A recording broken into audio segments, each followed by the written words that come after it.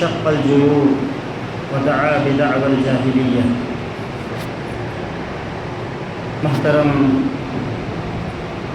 و مکرم حاضرین جمعہ، عزیز طلباء، ہر طرح کی تعریف اور توصیف صرف اور صرف اللہ تبارک و تعالیٰ کے لیے ہیں۔ اس کے بعد لاکھوں کروڑ درود و سلام نازل ہو تمام انبیاء پر، رسولوں پر، خصوصاً ہمارے نبی جناب محمد رسول اللہ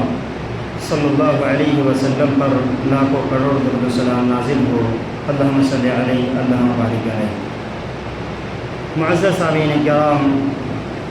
آج میں نے آپ حضرات کے سامنے جس عنوان کو لے کر حاضر ہوا ہوں اس کا نام ہے ماہ محرم میں ہونے والے خرافات و بدعات۔ معزز سامعین کرام، گزشتہ خطبہ جمعہ میں نے آپ کے سامنے یہ بات بتانے کی کوشش کی تھی کہ ہم اور آپ جس مہینے میں زندگی گزار رہے ہیں یہ وہ مہینہ ہے جس کو اللہ سبحانہ و تعالی نے عظمت والا، حرمت والا مہینہ قرار دیا ہے۔ یہی وہ مہینہ ہے جس مہینے سے اسلامی سال کا آغاز ہوتا ہے۔ یہی وہ مہینہ ہے جس کو پیارے نبی صلی اللہ علیہ وسلم نے اللہ کا مہینہ قرار دیا۔ یہی وہ مہینہ ہے جس مہینے میں اللہ سبحانہ و تعالی نے حضرت موسیٰ علیہ السلام اور ان کی قوم بنو اسرائیل کو فرعون کے ظلم و ستم سے نجات دلایا تھا۔ یہی وہ مہینہ ہے جس میں نبی کریم صلی اللہ علیہ وسلم زیادہ سے زیادہ نفل روزہ رکھنے کی تلقین کی تھی۔ خصوصی طور پر اللہ کے رسول صلی اللہ علیہ وسلم نے یوم عاشوراء کے دن روزہ رکھا، یعنی محرم مہینے کی 10ویں تاریخ کو، اور صحابہ کرام رضوان اللہ اجمعین نے بھی رکھا۔ اس کے بعد اللہ کے رسول صلی اللہ علیہ وسلم نے یہ کہا تھا لئن بقیت الی قابل لأصومن التاسع، اگر میں آئندہ زندہ رہا تو 10 تاریخ کے ساتھ ساتھ 10 محرم کے ساتھ ساتھ 9 تاریخ کا بھی روزہ رکھوں گا۔ تو ہمیں اور آپ کو چاہیے کہ ہم اور آپ اس ماہ محرم کے 2 روزہ رکھیں، یعنی ماہ محرم کے یوم عاشوراء یعنی ماہ محرم کی 10ویں تاریخ کے ساتھ ساتھ 9 تاریخ کا بھی روزہ رکھیں۔ اس کی بہت بڑی فضیلت ہے۔ پیارے نبی صلی اللہ علیہ وسلم نے فرمایا یوم عاشوراء کے روزہ رکھنے کی اتنی بڑی فضیلت ہے کہ روزہ رکھنے والے شخص کے اللہ تبارک و تعالیٰ 1 سال کے صغیر گناہ کو معاف کر دیتا ہے۔ اسی لیے ہمیں اور آپ کو چاہیے کہ ہم بھی اس مہینے کی 10ویں تاریخ اور 9 تاریخ یعنی 2 دن کے روزہ رکھنے کا اہتمام کریں، اور اپنے ساتھ ساتھ اپنے اہل عیال کو، اپنے گھر والوں کو اور اپنے بچوں کو بھی اس مہینے کی 10ویں تاریخ اور 9 تاریخ کا روزے رکھنے کی تلقین کریں۔ حضرات، یہی وہ مہینہ ہے جس مہینے کی 10ویں تاریخ میں ایک بڑا سانحہ پیش آیا تھا، ایک بڑا دردناک واقعہ پیش آیا تھا۔ وہ واقعہ ہے حضرت حسین رضی اللہ تعالی عنہ کی شہادت۔ یہی وہ مہینہ ہے جس مہینے کی 10ویں تاریخ میں نواسۂ رسول حضرت حسین رضی اللہ تعالی عنہ کو کربلا کے میدان میں مظلومیت کے عالم میں شہید کر دیا۔ حضرات، اس کا پس منظر یہ ہے، حضرت معاویہ بن ابی سفیان رضی اللہ تعالی عنہ کے انتقال کے بعد یزید خلیفہ بنے۔ تمام لوگوں نے ان کے ہاتھ پر بیعت کیے خلیفہ ہونے کے۔ چند لوگ تھے، چند صحابہ کرام تھے جن لوگوں نے یزید کے ہاتھ پر بیعت نہیں کیے تھے۔ ان میں سے حضرت حسین رضی اللہ تعالی عنہ اور حضرت عبداللہ بن زبیر رضی اللہ تعالی عنہ، اسی طرح اور 1-2 صحابہ کرام تھے جن لوگوں نے ان کے ہاتھ پر بیعت نہیں کیے تھے۔ انہوں نے راتوں رات مدینہ منورہ کو چھوڑ کر مکہ مکرمہ کی طرف چلے گئے۔ جب کوفہ والوں کو پتہ چلا کہ حضرت حسین رضی اللہ تعالیٰ عنہ مدینہ منورہ چھوڑ چکے ہیں اور انہوں نے یزید کے خلافت پر بیعت نہیں کیے ہیں، تو لوگوں نے موقع کو بڑا غنیمت سمجھا اور انہوں نے خط لکھنا شروع کیا کہ حضرت حسین آپ ہمارے یہاں آ جائیے، ہم آپ کو خلیفہ بنا لیں گے، ہم آپ کے ہاتھ پر بیعت کر لیں گے، ہم آپ کو خلیفہ تسلیم کر لیں گے۔ حضرات، اسی چیز کا جائزہ لینے کے لیے حضرت حسین رضی اللہ تعالیٰ عنہ نے مسلم بن عقیل کو کوفہ کی طرف روانہ کیا، کوفہ بھیجا کہ جاؤ وہاں دیکھو کہ حالات کیسا ہے، حالات کا جائزہ لو۔ اس کے بعد جاتا ہے، جانے کے بعد حالات کا پتہ لگاتا ہے، حالات کا جائزہ لیتا ہے، تو ایسا احساس ہوا کہ یہاں حالات بڑا سازگار ہے۔ یہاں حضرت حسین رضی اللہ تعالیٰ عنہ کو خط لکھتے ہیں کہ آپ یہاں آ جائیے، یہ لوگ آپ کے آنے کے انتظار میں ہیں، آپ کے ہاتھ میں بیعت کرنا چاہتے ہیں۔ حضرات، جب حضرت حسین رضی اللہ تعالیٰ عنہ نے مکہ مکرمہ سے کوفہ کی طرف جانے کا ارادہ کر لیا، صحابہ کرام رضوان اللہ اجمعین کو پتہ چلا۔ ان میں سے حضرت ابن عباس رضی اللہ تعالیٰ عنہ آئے اور آنے کے بعد کہا، اے بھتیجے، کوفہ کی طرف تم مت جاؤ، کوفہ کی طرف روانہ مت ہو، وہاں جانے کے ارادہ ترک کر دو۔ اس لیے کوفہ والے ایسے ہیں جو کبھی وفا نہیں کیے، جیسے آپ کے ابو کے ساتھ کس طرح انہوں نے معاملہ کیا، آپ کے بھائی حضرت حسن رضی اللہ تعالیٰ عنہ کے ساتھ کس طرح معاملہ کیا، ان کو بیار و مددگار چھوڑ دیا۔ مجھے امید نہیں ہے تمہارے ساتھ کوفہ والے ایسا وفا کریں گے، کیونکہ وہ بے وفا نکلتے ہیں۔ حضرات، جب حضرت حسین رضی اللہ تعالیٰ عنہ نے کہا کہ میں جانے کا ارادہ بنا چکا ہوں، تب حضرت ابن عباس رضی اللہ تعالیٰ عنہ نے اور یہ کہا، اگر تمہیں جانا ہی ہے، اگر تم جانا ہی چاہتے ہو تو اپنے اہل عیال کو، اپنے بچوں کو چھوڑ دو اور تم وہاں چلے جاؤ۔ مجھے اس بات کا خوف ہے، مجھے اس بات کا ڈر ہے، جس طرح کہ حضرت حسین رضی اللہ تعالیٰ عنہ کو مظلومیت کے عالم میں ان کے گھر والوں کے سامنے، بیوی بال بچوں کے سامنے شہید کر کیا تھا، اسی طرح مجھے خوف ہے کہ تمہیں بھی اسی طرح شہید کر دیا جائے گا۔ حضرت حسین رضی اللہ تعالیٰ عنہ کو حضرت ابن عباس رضی اللہ تعالیٰ عنہ سمجھائے، اسی طرح بہت سارے صحابہ کرام رضوان اللہ اجمعین سمجھانے کی کوشش کی، لیکن حضرت حسین رضی اللہ تعالیٰ عنہ اپنی بات پر رہے، اپنی بات پر مصر رہے اور کوفہ کی طرف سفر جاری کر دیا۔ حضرات، دوران سفر ان کو خبر آتی ہے کہ مسلم بن عقیل جو وہاں گئے ہوئے تھے اس کو قتل کر دیا گیا، اس کو قتل کر دیا گیا۔ مسلم بن عقیل جب وہاں پہنچے اور لوگ حالات کا جائزہ لیا تو بہت سارے لوگ ان کے موافقت میں آ گئے۔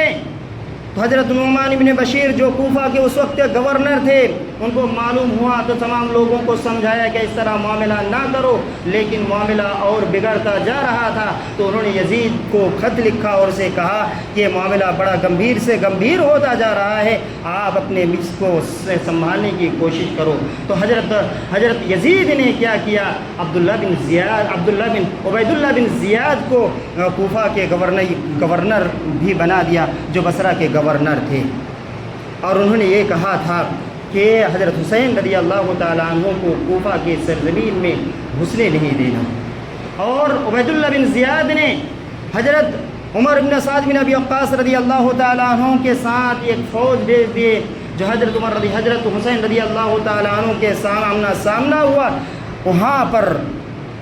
وہاں پر حضرت حسین رضی اللہ تعالیٰ عنہ نے اپنی بات میں مصالحت کرنے کی کوشش کی اور اسے کہا کہ تینوں آپشن میں سے کسی ایک کو میرے لیے چوائس کر لو۔ ان میں سے انہوں نے کہا، یا تو مجھے مدینہ منورہ کی طرف جانے دو جہاں سے میں آیا تھا، وہاں پھر مجھے لوٹ کر جانے دو، یا تو یہ کہ حضرت یزید کے پاس مجھے جانے دو تاکہ میں اس کے ہاتھ میں بیعت کر لوں، میں اس کے ہاتھ میں جا کر بیعت کر لوں، اسے خلیفہ تسلیم کر لوں، یا تو مجھے مسلمان کے سرحدوں میں سے کسی سرحد کی طرف بھیج دیا جائے تاکہ میں وہاں اپنی باقیہ زندگی گزار سکوں اور جہاد کرتے ہوئے اللہ تبارک و تعالیٰ کے راستے میں شہید ہو جاؤں۔ عمر بن سعد بن ابی وقاص، جو حضرت سعد بن ابی وقاص رضی اللہ تعالیٰ عنہ کے بیٹے تھے، فرزند تھے، یہی وہ سعد بن ابی وقاص ہے جس کو پیارے نبی صلی اللہ علیہ وسلم نے دنیا ہی میں جنت کی سرٹیفکیٹ دے دی تھی، عشرہ مبشرہ میں اس کا شمار ہوتا ہے، اور پیارے نبی صلی اللہ علیہ وسلم کا ان کے ساتھ ثناء تھا۔ عمر بن سعد بن ابی وقاص نے عبید اللہ بن زیاد کو یہ خط لکھا، اور لکھنے کے بعد عبید اللہ بن زیاد نے کہا کہ ابھی میرے ہاتھ پر بیعت کر لے یزید کے پاس جانے سے پہلے، لیکن حضرت حسین رضی اللہ تعالیٰ عنہ نے بیعت کرنے سے انکار کر دیا۔ وہی ہوا جو اللہ تبارک و تعالیٰ کا منظور تھا کہ حضرت حسین رضی اللہ تعالیٰ عنہ کو کربلا کے میدان میں مظلومیت کی حالت میں شہید کر دیا گیا ہے۔ حضرات، یہ واقعہ بڑا دردناک واقعہ ہے، یہ واقعہ بڑا دلخراش واقعہ ہے، یہ واقعہ بڑا المناک واقعہ ہے، یہی واقعہ ہے یہ واقعہ اللہ تبارک و تعالیٰ کے ہم قضا و قدر سمجھتے ہیں کہ اللہ تبارک و تعالیٰ کی طرف سے ہے، جو ہوا ہے وہ کر رہے گا۔ اللہ تبارک و تعالیٰ کی اس واقعے سے ہم یہی کہہ سکتے ہیں کہ جب بھی کوئی مصیبت آتی ہے تو اللہ تبارک و تعالیٰ کا جس طرح فرمان ہے، الذین اذا اصابتهم مصیبہ قالوا انا للہ وانا الیہ راجعون، جب بھی کوئی مصیبت آئے، جب بھی کوئی پریشانی آئے تو ایسے عالم میں ہم انا للہ وانا الیہ راجعون کہتے ہیں۔ حضرات، یہی واقعہ ہے، اسی واقعے کی آڑ میں ماہ محرم میں بہت سارے لوگ، اسی واقعے کی آڑ میں، اسی ماہ محرم میں بہت سارے خرافات، بدعات اور شرک کے کام انجام دیتے ہیں، جس کا اسلام سے کوئی تعلق نہیں ہے، جس کا شریعت سے کوئی تعلق نہیں ہے، جس کا شریعت سے کوئی واسطہ نہیں ہے۔ ان خرافات اور ان بدعات میں سے چند کا میں آپ کے سامنے تذکرہ کرنے جا رہا ہوں۔ حضرات، ان خرافات اور بدعات میں سے ایک اہم خرافات یہ ہے کہ اس ماہ محرم میں نوحہ خوانی کرنا اور ماتم کرنا۔ ماہ محرم جب بھی آتا ہے، ماہ محرم کی پہلی تاریخ جب ہی آتی ہے، مسلمانوں کی ایک جماعت، ایک گروہ ماتمی لباس پہننے لگتے ہیں، کالے کپڑے زیب و تن کرتے ہیں اور محفلیں منعقد کرتے ہیں، مجلسیں سجاتے ہیں، اور اس میں حضرت حسین رضی اللہ تعالیٰ عنہ کے واقعات کو بیان کیے جاتے ہیں، حضرت حسین رضی اللہ تعالیٰ عنہ کے شہادت کے واقعے کو پیش کیے جاتے ہیں، وہاں رونے اور رلانے کا ماحول بنائے جاتے ہیں، اور حضرت حسین رضی اللہ تعالیٰ عنہ سے محبت کا اظہار کرتے ہیں۔ حضرات، یہ ماتم کرنا، یہ نوحہ خوانی کرنا شریعت اسلام نے حرام قرار دیا ہے، اور پیارے نبی صلی اللہ علیہ وسلم نے ماتم کرنے کو، نوحہ خوانی کرنے کو جاہلیت کے اعمال میں سے قرار دیا ہے کہ یہ نوحہ کرنا، ماتم کرنا زمانہ جاہلیت کے امور میں سے، زمانہ جاہلیت کے کاموں میں سے ہیں۔ نبی کریم صلی اللہ علیہ وسلم نے فرمایا، اربعون فی امتی من الجاہلیتی لا یترکوہن۔ اللہ کے رسول صلی اللہ علیہ وسلم نے فرمایا، میری امت میں 4 چیزیں ایسی ہیں جو زمانہ جاہلیت سے تعلق رکھتی ہے، زمانہ جاہلیت کی باتیں ہیں، ان میں سے ایک اللہ کے رسول صلی اللہ علیہ وسلم نے فرمایا النیاحہ، یعنی ماتم کرنا، نوحہ خوانی کرنا، کسی کی وفات پر ان کے اوصاف کو گن گن کر رونا اور ماتم کرنا، اسے ماتم کہا جاتا ہے، اس کو شریعت اسلام نے حرام قرار دیا ہے، اور پیارے نبی صلی اللہ علیہ وسلم نے ایسے کام کو، ایسے امور کو زمانہ جاہلیت کے کام سے تعبیر کیا ہے۔ حضرات، یہی جب مہینہ آتا ہے، حضرت حسین رضی اللہ تعالیٰ عنہ کی شہادت کے موقع پر، حضرت حسین رضی اللہ تعالیٰ عنہ کے شہادت کو واقع یاد کر کے کیا کرتے ہیں؟ روتے ہیں، گڑ گڑاتے ہیں اور ماتم کرتے ہیں، جس کا شریعت اسلام سے کوئی تعلق نہیں ہے، شریعت اسلام سے کوئی واسطہ نہیں ہے۔ حضرات، اگر آپ دیکھیں، اسلامی تاریخ کا اگر مطالعہ کریں تو حضرت حسین رضی اللہ تعالیٰ عنہ کی شہادت سے بڑھ کر بھی بہت سارے ایسے ویسے واقعات رونما ہوئے ہیں جو بڑا دل خراش ہے، جو بڑا غم زدہ کرنے والا واقعات ہے اور المناک واقعہ ہے، اور وہ تاریخ اسلام میں آپ اگر مطالعہ کریں گے تو آپ کو ملے گا۔ حضرت علی رضی اللہ تعالیٰ عنہ کو کون نہیں جانتا؟ حضرت علی رضی اللہ تعالیٰ عنہ کو عبد الرحمن بن ملجم، جو خارجی تھے حضرت حسین حضرت علی رضی اللہ تعالیٰ عنہ کو نماز پڑھتے ہوئے یہاں جانے کے وقت اس کو شہید کر دیا۔ حضرت عثمان بن عفان رضی اللہ تعالیٰ عنہ کو کون نہیں جانتا، یہ خلیفہ مسلمین تھے۔ حضرت عثمان بن عفان رضی اللہ تعالیٰ عنہ کو مظلومیت کے عالم میں ان کے گھر والوں کے سامنے، اہل عیال کے سامنے اس کو شہید کر دیا۔ حضرت عمر بن الخطاب رضی اللہ تعالیٰ عنہ کو کون نہیں جانتا، اس ماہ محرم کی پہلی تاریخ میں حضرت عمر بن الخطاب رضی اللہ تعالیٰ عنہ فجر کی نماز پڑھا رہے تھے، حالات نماز میں حضرت عمر بن الخطاب رضی اللہ تعالیٰ عنہ کو شہید کر دیا۔ حضرت حمزہ رضی اللہ تعالیٰ عنہ کو کون نہیں جانتا، پیارے نبی صلی اللہ علیہ وسلم کے چچا جو آپ صلی اللہ علیہ وسلم کے بڑے چہیتے تھے، غزوہ احد کے موقع پر حضرت حمزہ رضی اللہ تعالیٰ عنہ کو شہید کر دیا، اور اسی طرح اور دوسرے صحابہ کرام رضوان اللہ اجمعین کو شہید کر دیا۔ اسی طرح وہ واقعہ بھی اپنے سامنے رکھے، بیر معونہ کا واقعہ کسے نہیں معلوم کہ پیارے نبی صلی اللہ علیہ وسلم نے لوگوں کی رہنمائی کے لیے، لوگوں کی اسلام کی طرف دعوت دینے کے لیے صحابہ کرام 70 قرائے قرآن کے قاریوں کو اللہ کے رسول صلی اللہ علیہ وسلم نے دین کی دعوت کے لیے بھیجا تھا، لیکن سارے صحابہ کرام کو شہید کر دیا۔ یہ واقعہ کون سے واقعہ ہیں؟ ان واقعات پر ماتم کیوں نہیں مناتے؟ حضرت علی رضی اللہ تعالیٰ عنہ کو شہید کیا، حضرت علی رضی اللہ تعالیٰ عنہ کی شہادت کو یاد کر کے ماتم کیوں نہیں مناتا؟ حضرت عثمان رضی اللہ تعالیٰ عنہ کو شہید کیا، حضرت عثمان رضی اللہ تعالیٰ عنہ کی وفات پر حضرت عثمان رضی اللہ تعالیٰ عنہ کی شہادت پر ماتم کیوں نہیں کرتے؟ جو کہ حضرت علی رضی اللہ تعالیٰ عنہ حضرت حسین سے بھی افضل تھے، حضرت عثمان رضی اللہ تعالیٰ عنہ حضرت حسین رضی اللہ تعالیٰ عنہ سے بھی افضل تھے، اور اسی طرح حضرت عمر بن الخطاب رضی اللہ تعالیٰ عنہ کی شہادت پر ماتم کیوں نہیں مناتے؟ حضرات، یہ سارے صحابہ کرام ہیں، یہ دل خراش واقعہ ہے، اس سے بھی زیادہ المناک واقعہ ہے، لیکن ان تمام واقعات کو یاد کر کے غم اور ماتم نہیں منایا جاتا، بلکہ حضرت حسین رضی اللہ تعالیٰ عنہ کا ماتم مناتے ہیں، اور یہ کہتے ہیں کہ ہم حضرت حسین رضی اللہ تعالیٰ عنہ سے محبت کا اظہار کرتے ہیں۔ حضرات، ہمارا یہ عقیدہ ہے، اہل سنت والجماعت کا یہ عقیدہ ہے کہ ہم صحابہ کرام رضوان اللہ اجمعین جتنے بھی سارے ہیں، تمام صحابہ کرام رضوان اللہ اجمعین کے ساتھ ساتھ حضرت حسین رضی اللہ تعالیٰ عنہ سے محبت کرتے ہیں، ہم ان سے محبت کا اظہار کرتے ہیں، ہم ان سے محبت کرنا ہماری ایمان کی علامت ہے، اور صحابہ کرام رضوان اللہ اجمعین کے ساتھ ساتھ ہم حضرت حسین رضی اللہ تعالیٰ عنہ سے محبت کرتے ہیں، لیکن جس طرح دوسرے صحابہ کرام کی وفات پر ہم ماتم نہیں کرتے، غم نہیں کرتے، حضرت حسین رضی اللہ تعالیٰ عنہ کی شہادت پر بھی غم نہیں کرتے، ماتم نہیں کرتے، کیونکہ پیارے نبی صلی اللہ علیہ وسلم ہمیں اور آپ کو صحابہ کرام رضوان اللہ اجمعین سے محبت کرنے کی تلقین کی ہے، محبت کرنا ایمان قرار دیا ہے، لیکن ماتم کرنا پیارے نبی صلی اللہ علیہ وسلم نے نہیں کیا ہے۔ آپ صلی اللہ علیہ وسلم ماتم کرنے سے منع کیا ہے، اور اللہ کے رسول صلی اللہ علیہ وسلم نے ماتم کرنے کو زمانہ جاہلیت سے تعبیر کیا ہے، زمانہ جاہلیت کے امور میں سے ہے، اور پیارے نبی صلی اللہ علیہ وسلم نے شریعت نے اس نوحہ خالی کو ماتم کرنے کو حرام قرار دیا ہے۔ حضرت، یہ بات یاد رکھیں، تمام صحابہ سے ہماری محبت ہے، حضرت حسین سے بھی ہماری محبت ہے، لیکن کسی کی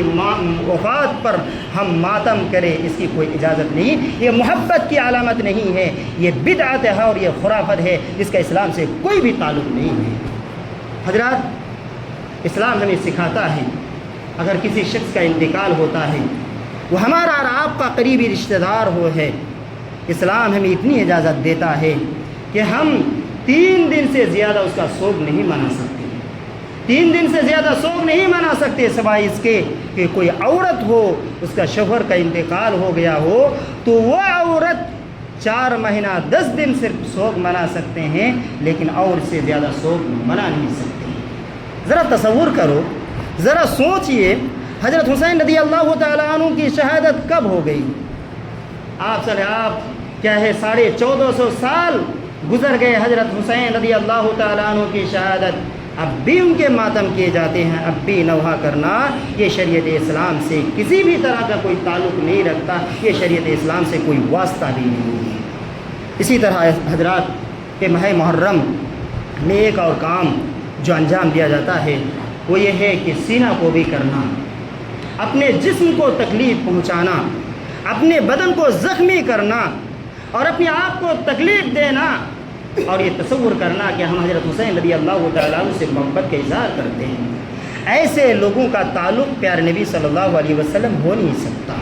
ایسے لوگوں سے پیارے نبی صلی اللہ علیہ وسلم نے اپنی لا تعلقی کا اظہار کیا ہے۔ ایسے لوگ جو سینہ کو بھی کرے، ماتم کرے اور اپنے غریبان کو چیرے، ایسے اپنے گالوں پر، اپنے رخساروں پر تھپڑ مارے، ایسے لوگ ہم سے کوئی تعلق نہیں ہے، ہم سے کوئی بھی واسطہ نہیں ہے۔ پیارے نبی صلی اللہ علیہ وسلم نے فرمایا لیس منا من لطم الخدود، وہ ہم میں سے نہیں جو اپنے گالوں پر، اپنے رخساروں پر تماچا مارے،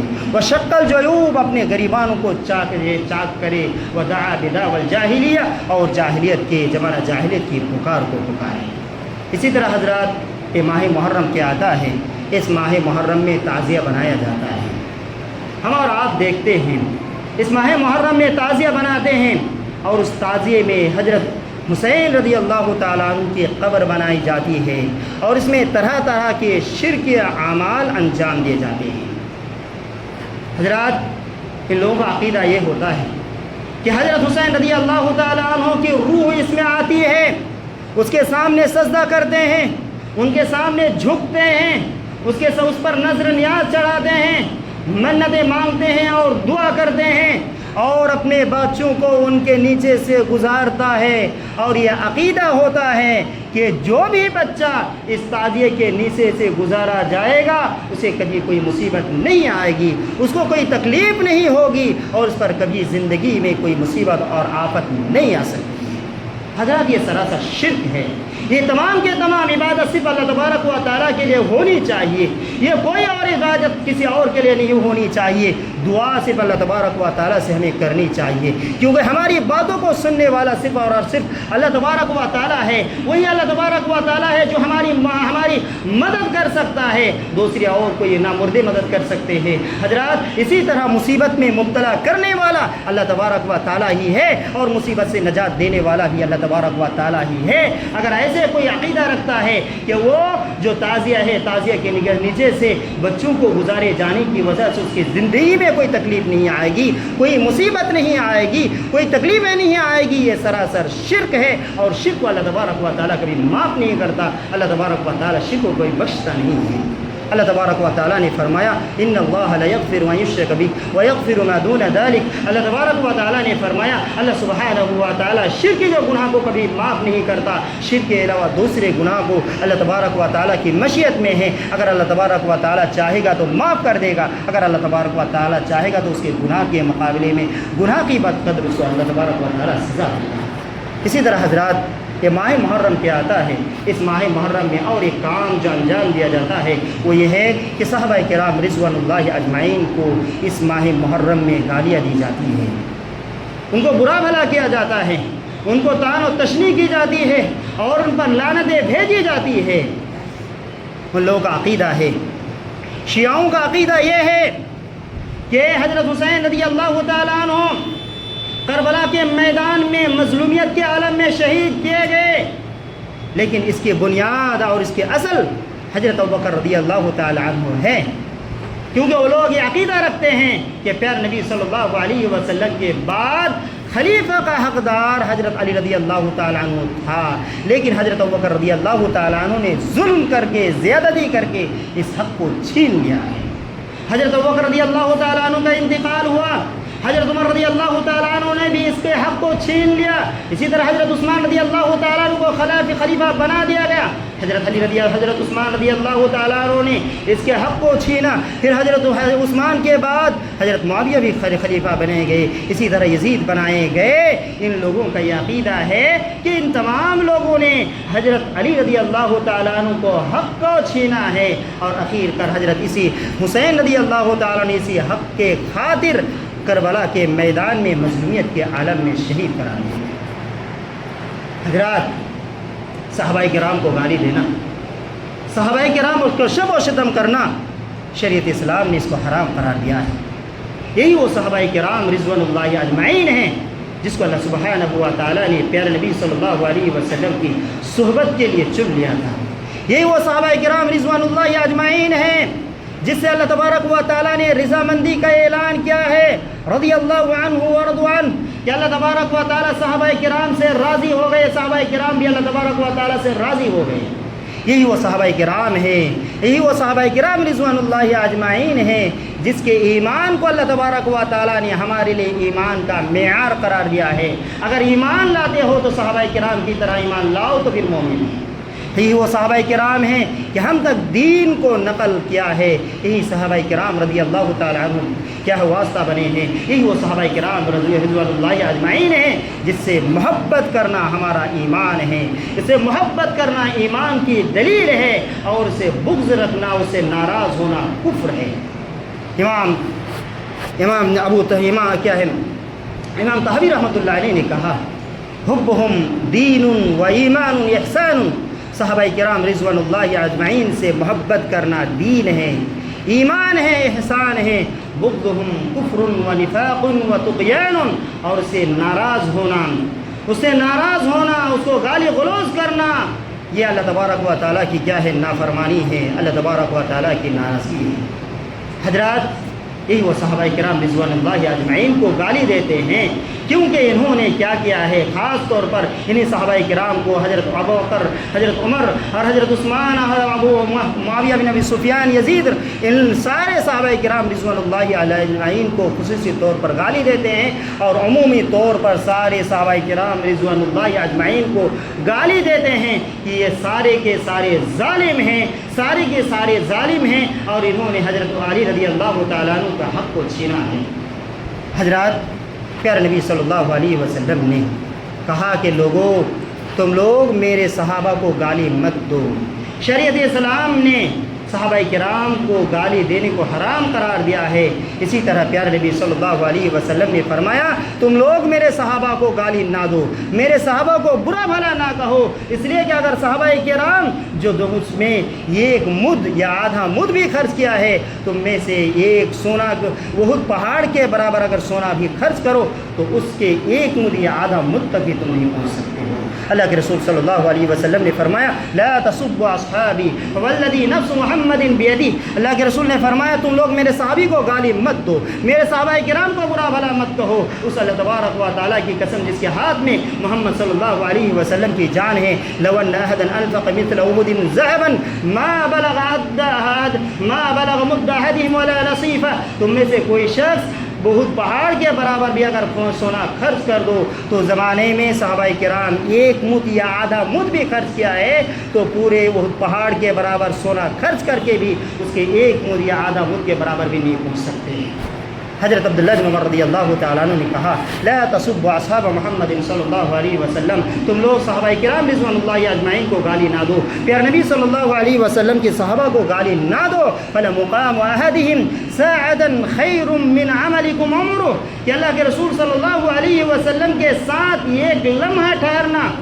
کچھ لمحہ ٹھہرنا تمہاری پوری زندگی کے عمل سے بھی زیادہ بہتر ہے۔ یہی صحابہ کرام رضوان اللہ اجمعین کے بارے میں کہا گیا ہے۔ حضرات، یہ محرم کا مہینہ کیا آتا ہے؟ اس محرم کے مہینے میں طرح طرح کے خرافات اور طرح طرح کے بدعات انجام دیے جاتے ہیں۔ اس مہینے میں جو کرنے کا ہے وہ صرف اور صرف وہ یہ ہے کہ اس مہینے میں ماہ محرم کی 10ویں تاریخ کے ساتھ ساتھ 9ویں تاریخ کا روزہ رکھنا ہے۔ اخیر میں اللہ تبارک و تعالیٰ سے دعا کرتا ہوں کہ اللہ تبارک و تعالیٰ ہم تمام مسلمانوں